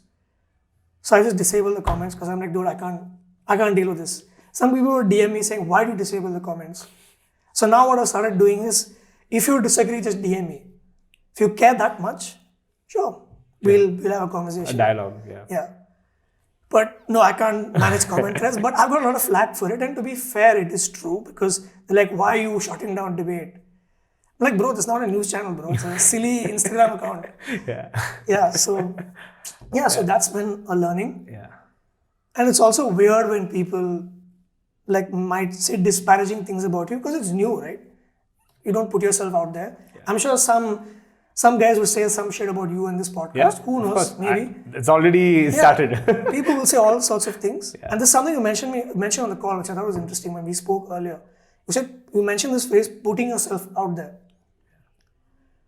I think if you want to be anything, you have to be prepared to look like a fool. You have to try. Even if you fail, it's okay. Like I have so much more respect for filmmakers who have tried, made a really bad film, but then have bounced back and made a really good film because you only learn on the job. Todd Phillips, who directed Joker, his first film was shit. Yeah. Okay, it's absolutely crap, but it's a learning experience. Yeah. Now he eventually went on to make Due Date and Joker and all that. Pretty acclaimed guy now. Yeah. Nobody's first films were ever fantastic.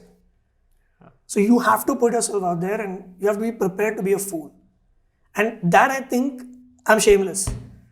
In school, I would do stupid things, get into trouble, and get embarrassed on stage. I remember this, it's a great story I can give you. I was in college and I was asked to host the quiz. Okay. So, Aditya, you're good on stage, you can host the quiz. For some reason, I had this radical idea, because all of these quiz masters, Pick Brain, XYZ, whatever his name was, they'd come in and they'd have like a bow tie and here we go, this is the quiz today, and what are these answers? And exquisite, was it exquisite? I mean, the fact that you're from Cottons, I thought. Oh, this is not Cottons, this is CMS. Oh, okay, college. Okay, college. Cottons, I get crucified if I did things like this. No way. No. This was in college. So you host the media quiz. Yeah. And for some reason, I thought, I'm going to fuck around so much on stage today. And I just started cracking jokes. Some bombed, some landed. Yeah. And like, I remember, man, I said some really weird shit. So we had like 5 Christ teams on stage. 5 teams were Christ. And I just looked, I don't know what came upon me and I just said, man, this feels like a Mallu houseboat. Some people laughed. My teachers were like horrified. Some Mallus found it really funny. Yeah. I have many friends who we make fun of each other. I don't know what came upon me. I just went through it. Some people came to me from different colleges and it was like a catharsis for them. They're like, dude, that was amazing. Yeah. I never seen someone on stage take the piss out of everybody and still host a fun quiz. It wasn't just a, here's the answer to this question, and great job and whatnot. And there were some people who were like, dude, what the fuck were you doing? Yeah. But that's it. You have to try. You have to put yourself out there. Yeah. I had so much confidence. Stage fright doesn't exist for me anymore. It never did. because of Cottons and my upbringing there. But coming out of that experience, knowing that many people thought it was shit, but some people really liked it, I was like, yeah, it didn't kill me. So what? Big deal. I have the boss to go try it. Would you have done it? No. Shut the fuck up. Yeah. Don't talk to me. So that gave me some confidence. So right now you can, as an artist, you have to attempt things. You have to pursue what you truly believe in. And it's hard for artists because people with unique voices might be told, dude, that's really weird. That shit. Like, who would have ever thought South Park, if you're a fan of South Park, comedy like that would be acceptable? Damn. They mock fun, they make fun of everything. They have like toilet humor, crazy humor, which if I have to speak about, you will definitely have to censor, but I can't do that. But they said, dude, this is our art form. Yeah. This is what we find funny, and this is what we're going to do. It blew up, right? Comedy Central picked it up, and turns out that everybody loves it.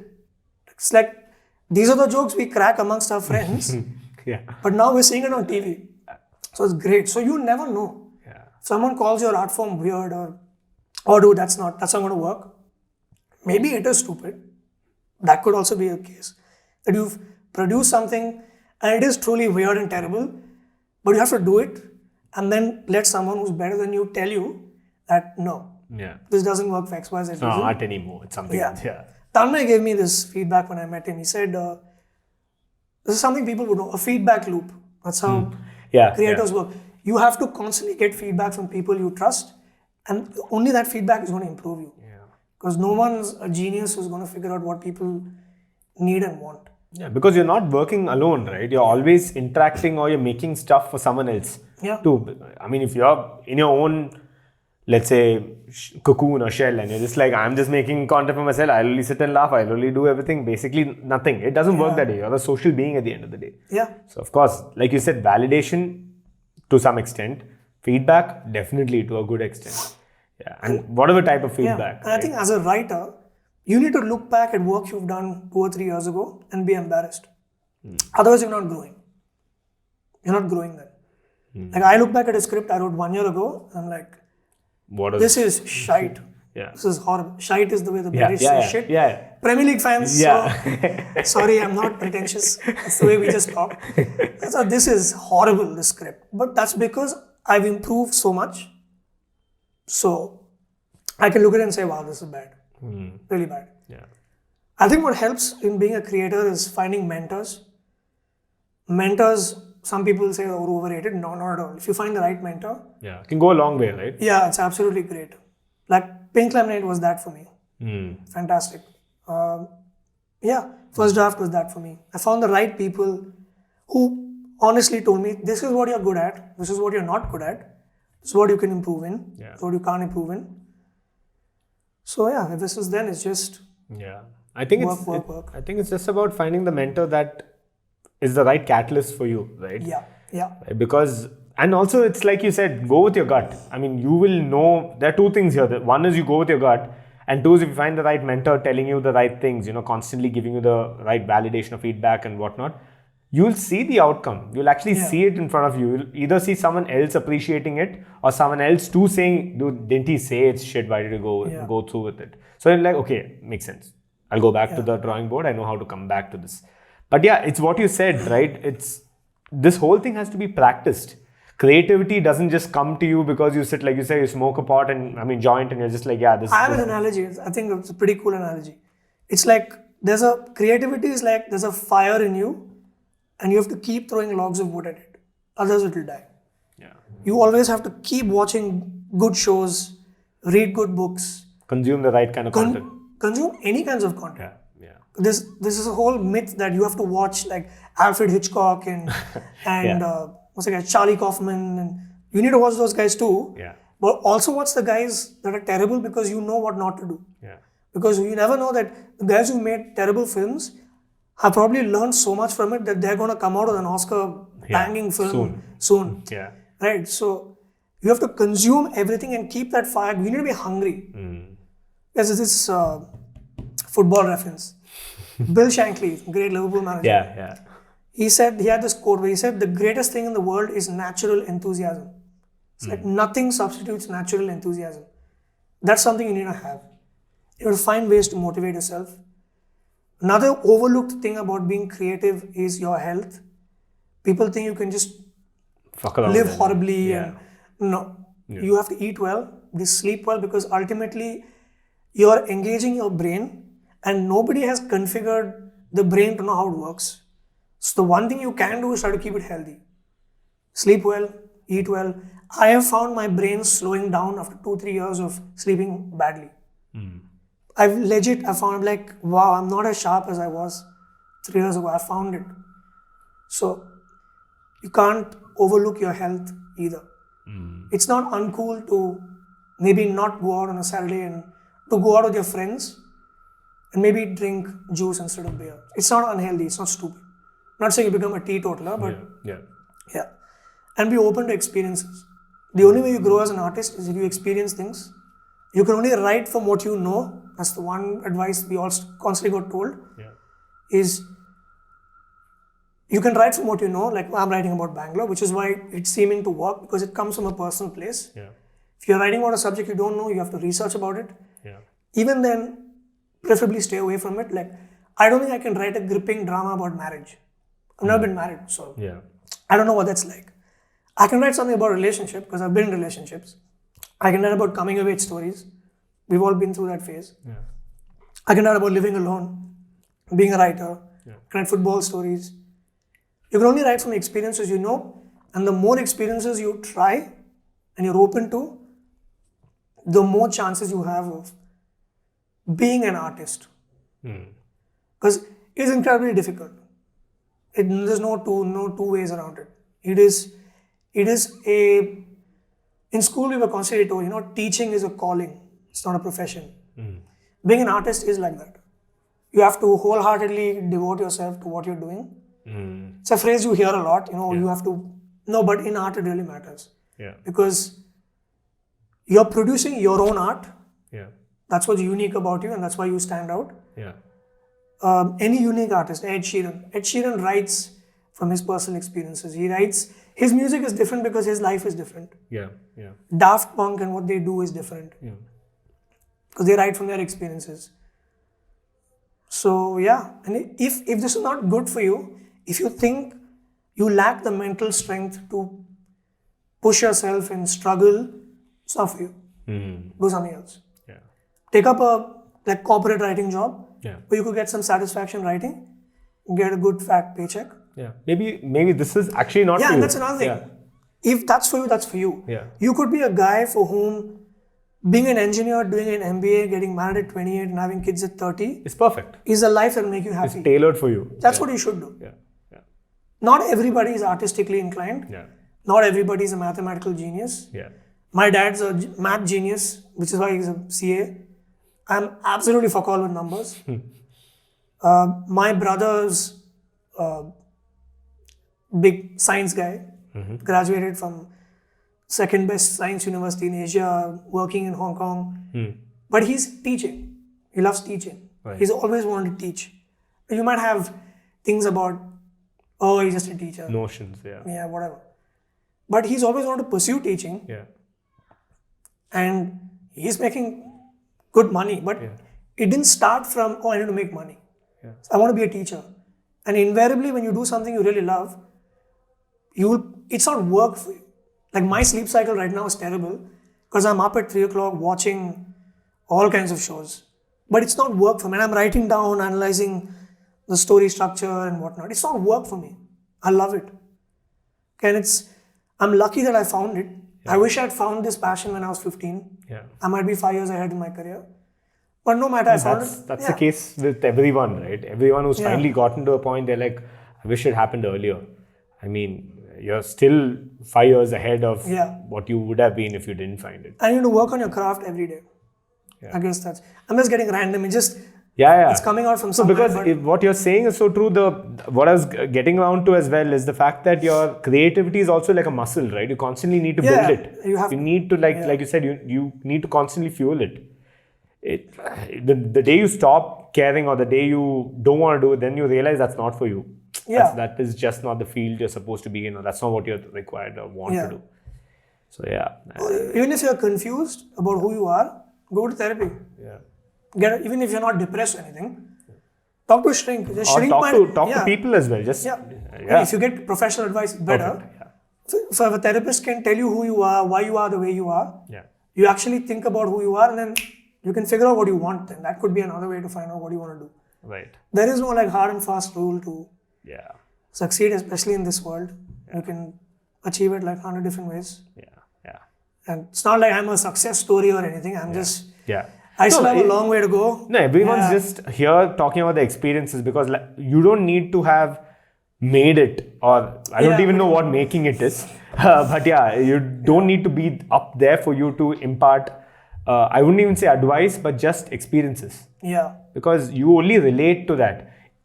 One thing I spoke about in one of those initial episodes of my podcast as well is how you are always learning only from other stories. Right? For instance, if you are reading a book, it's because it's someone's story. I'm talking about, let's say, non-fiction. Right? It's a research. It is like a craft where they put it together. There's like a chronology to it. Right? The same way, if you're listening to some podcast, it's basically a story. Movie, it's another story. So you can only understand and relate to that if it's explained as a story. So the same way, it's just experiences. You could probably learn from a 2-year-old. Who knows? Yeah. You could also learn from a guy who's 80-year-old the same way. But at the end of the day, it's how you relate. You can always add skills. Yeah. Always add skills. Yeah. I've always felt that I've lacked the courage to be an entrepreneur. I have all these fancy ideas, but I'm thinking, do I really have the patience to go through that grind and deal with all kinds of people? No, I don't. But it doesn't mean you just give it up immediately. Yeah. Like, is there some way that I can develop that? Yeah. Or maybe really a subset of that and use maybe that. I can. Yeah. Maybe if I put myself through the grinder for like 1 or 2 months, I get used to it. And suddenly I realize, it's not a big deal anymore. Yeah. So, I mean, there is no hard and fast rule. You can be honest with yourself. That's all I can say. Yeah. The more honest you are, it's better. Yeah. I think that's a good place to wrap up, dude. So I think we spoke about a lot of things, and these topics just endless, right? We can come up with so many things, and like I tell again, another evergreen topic is me bringing back the guests again and again. So I will definitely bring you back too. But dude, it is great. You can call our episodes the Tangent series. Yeah. We will just somewhere. So what's your name? Wait, I'll tell you. It started in Britain and it's gone. Yeah, dude. Cool. But the glaciers are melting. Oh shit. Yeah, dude. So now, this is something I ask of each guest. One last message that you'd like to put out there. Something that, you vibe with, or something that could be something people can really take away. What would that be? Kids, don't do drugs. No, I'm kidding. Wow. No, I'm kidding. Went down the conventional path. One thing I would say, the only way you can be of value to the world and to yourself and your family is if you can produce skill or value that is unique to you. If you have something unique that you can do better than others, try and put that out there. And if people keep talking about, let's make the world better, and they share Instagram posts and I stand with X, Y, Z. I'm not a fan of all that. I think if you really want to change stuff, do something about it. Do something about it. Do something that you're very good at, something that you're passionate about, and something that you're skilled at. Sometimes you could be passionate about something you're not skilled at. I was super passionate about playing football, but I'm not a world-class footballer. Yeah. But maybe try upskilling too, right? Yeah, but if you could use your skill to do something, yes, effectively it would be, you can produce value if you can produce value that is unique to you. Don't do things because, hey, you know what, a lot of people are doing this and it's easy money. If you want as an additional source of income, great, but that will not satisfy you. And I'm not saying this because I'm old and I come from this experience. When you read the great minds and what they have written and all the successful people and what they've achieved, they pretty much say the same thing. You have to pursue what you're passionate in. Only then, not having money or not making it won't bother you. You'll keep doing whatever you want because your break might come in at 35. Yeah. What if from 28 to 34, you might be the brokest guy ever. Terrible English, but okay. The most broke guy ever. Yeah. But at 35, you could be a millionaire. You never know. So, and we've heard of so many of those stories, right? Yeah, and competition is overrated. The only person you should compare you to is yourself. Took that from Jordan Peterson's book. Yeah. No shit. 12 rules, dude. I'm not a philosopher. Yeah. Yeah. Okay. And yeah, I think we spoke about social media as well. So if people have to find you online, where can they find you? At Rasam Rice. On Instagram. Yeah. Don't ask me why I came up with that name. Yeah. It's just a name that I randomly came up with. Okay. And it's South Indian, so people connect with it. Okay. So, yeah. Nice. I'll be putting out a logo soon. Most probably some video content soon. Okay. Let's see, I have some plans, but now I have to follow through on all this bullshit advice that I've given. Yeah. Now people are going to hold you accountable. Yeah. And there's a lot of, mini form and a lot of different types of content that's coming out of this as well. This will pressure you to do it so too. So I have to try and do something. Yeah. Hopefully, Yeah, dude. things work out. Absolutely. I'm sure it will. Yeah. Cool, dude. Thanks a lot for And you're coming welcome up. for my sexy Karanatha voice. It's Farhan. Oh fuck, what did I say? Karanatha? Yeah. My god. I ruined it. Okay, retake. It's Karan Akhtar. You're welcome for that sexy Farhan Akhtar voice. Cool, dude. Thanks. Man. Yeah.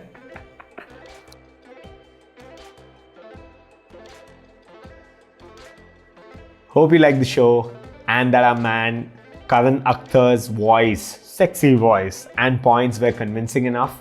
I've been in talks with Aditya for a long time to get him on the show.